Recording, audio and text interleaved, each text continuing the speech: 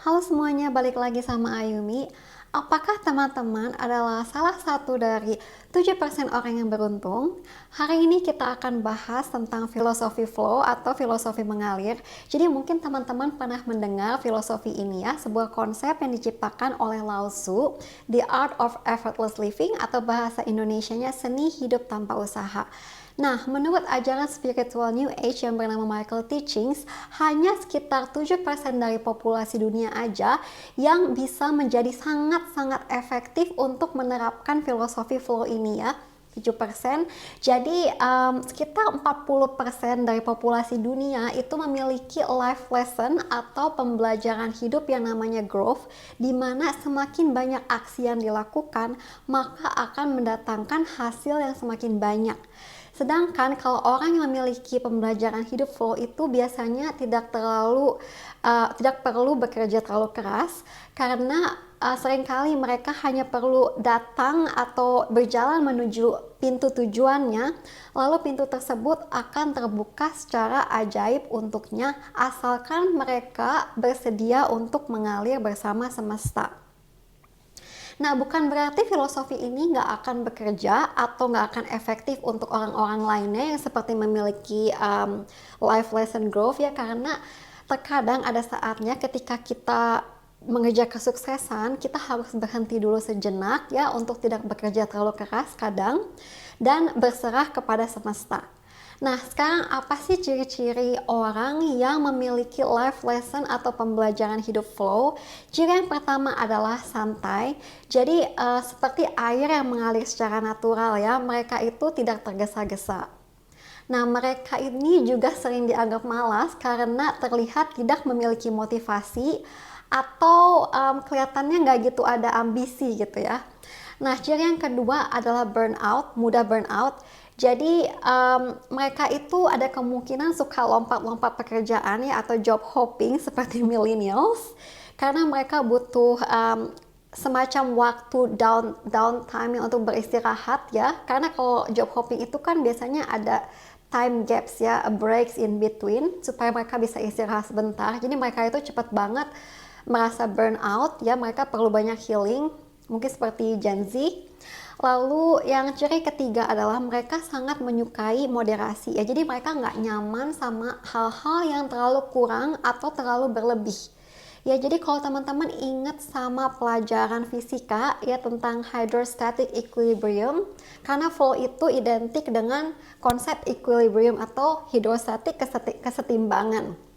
Ya, jadi itu adalah kondisi dalam sebuah cairan di mana jumlah tekanan yang mendorong benda tersebut ke atas dan gravitasi yang menarik benda tersebut ke bawah. Maaf ya kalau gambarku jelek. Ini jadi tekanan dan gravitasi tersebut berada dalam keadaan seimbang ya. Jadi ini yang menentukan sebuah benda itu bisa mengapung atau tidaknya. Jadi orang yang memiliki life lesson flow ya, mereka itu ibaratnya seperti sebuah objek atau benda yang mengapung di aliran sungai semesta. Ya, jadi mereka itu sifatnya sama sifat benda tersebut, nggak suka berat sebelah, ya nggak suka sesuatu yang jomplang. Jadi kalau mereka ngutang budi sama orang lain, mereka akan selalu ingin untuk membalas budi baik orang tersebut. Nah, kalau menurut filosofi flow, manusia itu adalah bagian dari satu kesatuan yang lebih besar, yaitu semesta. Jadi sistemnya itu alam menggerakkan manusia, dan ketika manusia bergerak, hal-hal lain pun ikut bergerak atau tergerak ya. Jadi kalau kita sedang bermain papan seluncur atau berolahraga surfing, ombak kan akan menggerakkan kita ya, tubuh kita, lalu kita menjaga keseimbangan badan dan akhirnya kita bisa berada di atas ombak tersebut. Sekarang kita akan bahas kira-kira hal-hal apa aja sih yang memberikan dampak secara langsung dalam keberhasilan untuk mencapai flow. Ya, jadi hal-hal apa ya yang kira-kira mungkin kita nggak sadari sering menghambat aliran flow kita.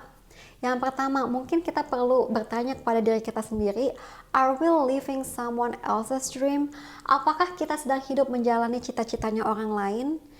Jadi ketika manusia itu terlalu berfokus kepada sesuatu yang seharusnya tidak mereka kejar, mereka sering tidak menyadari potensi-potensi lain yang terdapat pada dalam dirinya. Jadi mereka seringkali kehilangan kesempatan-kesempatan yang sebenarnya udah ada di depan mata mereka. Ya, jadi banyak dari kita yang mungkin memaksakan dirinya untuk bekerja di bidang yang mereka tidak sukai ya. Jadi walaupun di dalam lubuk hatinya itu mereka tahu kalau mereka nggak punya bakat di sana, dan mereka juga sebenarnya nggak ada niat untuk bekerja di sana, tapi mereka tetap bertahan di bidang-bidang tersebut ya. Itu biasanya karena bidang-bidang yang bergengsi ya, atau pekerjaan-pekerjaan yang bergengsi. Alasannya kenapa? Karena mereka merasa dengan tetap memegang karir-karir yang bergengsi tersebut itu akan tetap mempertahankan rasa aman untuk mempertahankan harga diri mereka ya. Jadi ini disebabkan oleh trauma masa kecil ya. Itu namanya, kalau menurut bukunya Jose Stevens yang judulnya itu Transforming Your Dragon, trauma masa kecil ini dinamakan martyrdom, atau bahasa Indonesianya itu penderitaan seorang martir ya. Jadi nama lainnya itu adalah rasa takut tidak berharga, atau fear of being worthless, atau fear of worthlessness ya. Jadi di masa kecilnya itu sang anak sering disalahkan atau tidak pernah dianggap benar ketika melakukan apapun ya, dalam mengerjakan hal apapun. Jadi si anak itu jadi berpikir, kok aku ngerjain apa aja nggak bisa ya, apakah aku ini adalah objek yang tak bernilai. Jadi si anak itu menginterpretasikannya seperti itu. Tentunya ini adalah sebuah miskonsepsi ya. Jadi ketika mereka tumbuh besar, mereka itu mengovercompensate ya, cenderung untuk mengkompensasi secara berlebihan pencapaiannya. Jadi mereka itu suka menyabotase karirnya atau mungkin hobinya ya. Tujuannya itu karena mereka tahu dengan demikian mereka akan dapat memberikan kesan kepada orang lain kalau mereka itu bernilai ya, mereka itu pintar atau berharga ya. Jadi rasa takut ini, fear of worthlessness ini, rasa takut tidak berharga terutama di mata orang lain. Nah, salah satu bentuk lain dari trauma masa kecil ini, salah satu bentuk manifestasi lainnya itu adalah anak tersebut dapat tumbuh menjadi pribadi yang sering menyalahkan situasi atau orang lain ya. Jadi ini adalah manifestasi dalam bentuk katarsis. Hal yang kedua adalah, apakah kita telah menjadi budaknya waktu? Seringkali kita merasa takut untuk kehilangan kesempatan, entah itu kesempatan untuk mencari lowongan kerja baru misalnya, atau peluang untuk membangun relasi.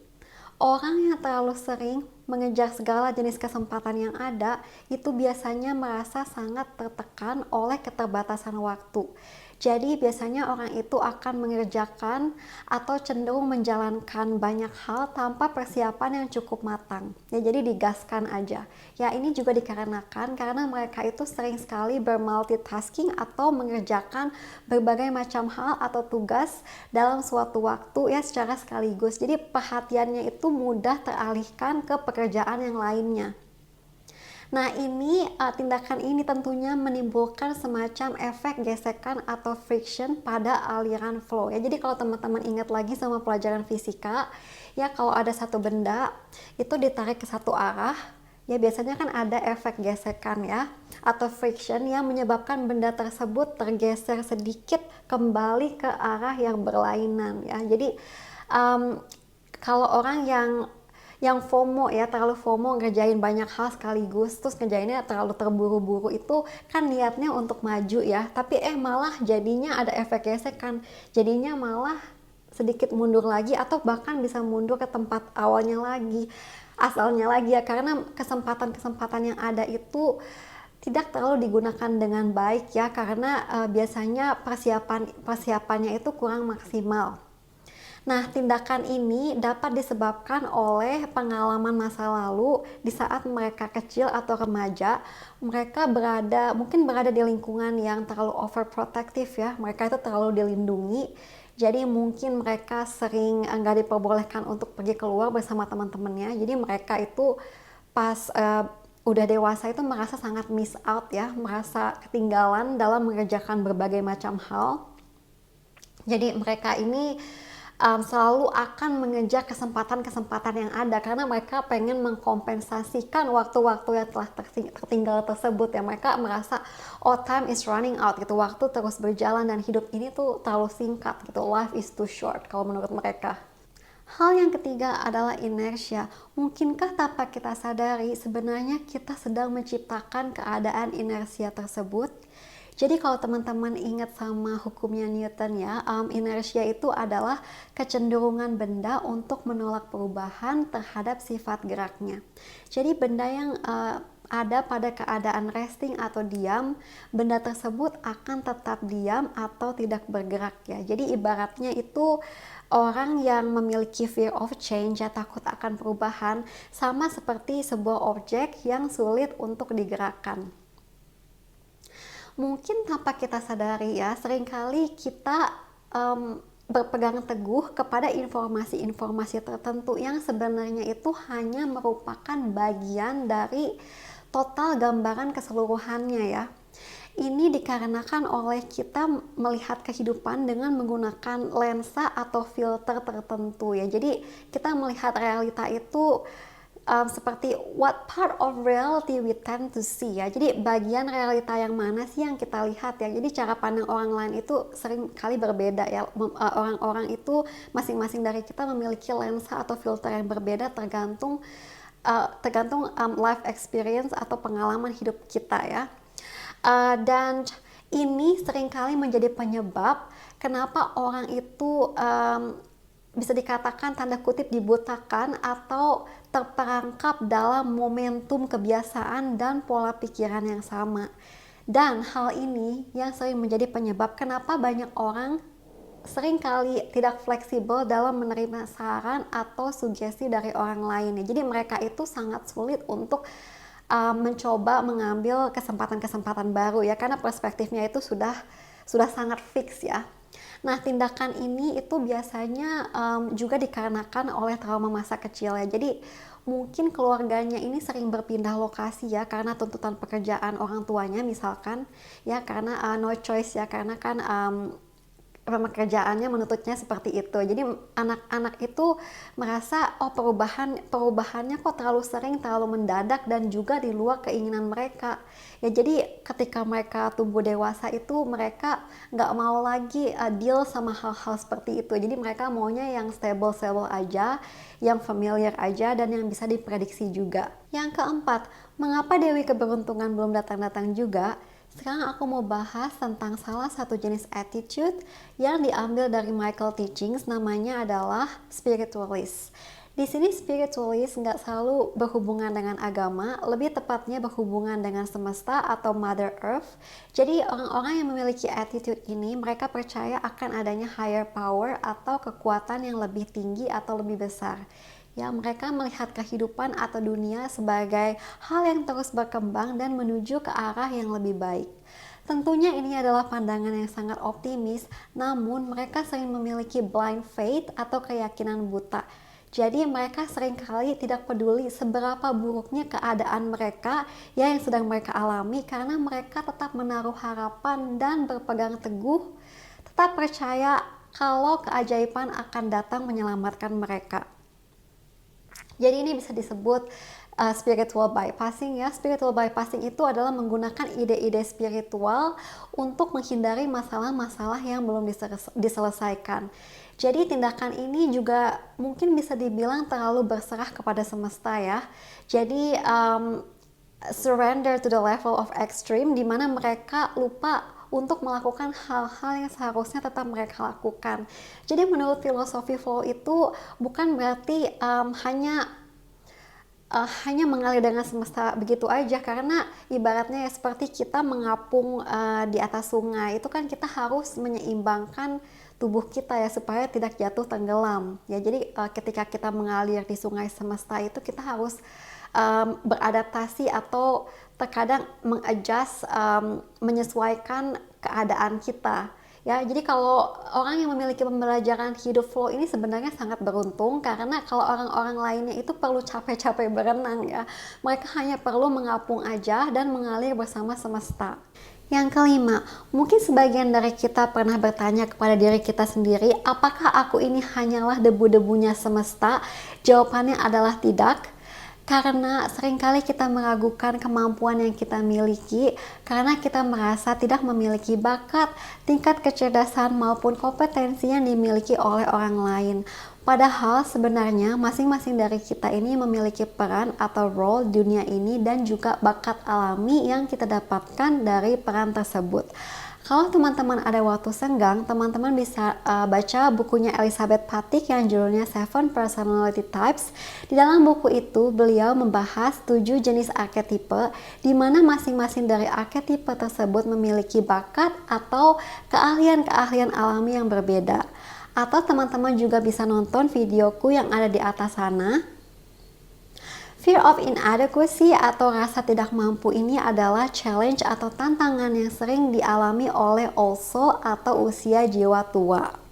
Ya, jadi mereka itu seperti orang-orang bijak, mereka merasa pengetahuannya itu sangat terbatas kalau dibandingkan dengan pengetahuan dan ilmu yang terdapat pada alam semesta.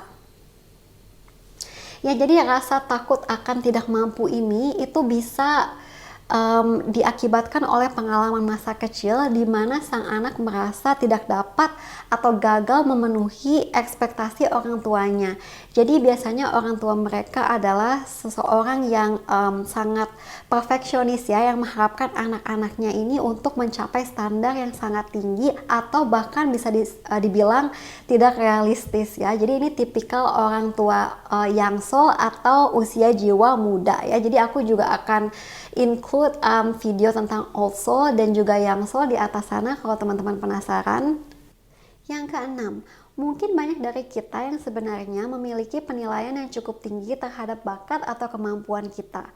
Mungkin banyak juga dari kita yang sebenarnya percaya kalau kita dapat memberikan kontribusi yang besar terhadap dunia. Namun terkadang kita terbayang oleh mata-mata yang akan menilai dan juga jumlah mulut-mulut yang akan mengomentari kita. Orang yang takut dihakimi atau memiliki merasa takut fear of being judged seringkali menolak kesempatan yang datang karena mereka seringkali menjadi tidak berani untuk mengambil kesempatan tersebut. Orang-orang yang memiliki rasa perasaan takut ini itu sering memiliki masa kecil yang cukup traumatis ya. Jadi mereka itu sering dikritik, diolok-olok atau bahkan pernah juga dipermalukan di depan umum. Kunci dari flow adalah untuk melepaskan beban-beban emosional dari masa lalu. Karena dengan demikian, kita akan dapat mengalir bersama semesta. Terima kasih semuanya sudah menonton sampai di sini. Semoga bermanfaat. Sampai jumpa di lain waktu dan tetaplah berdiri di atas ombak-ombak kehidupan.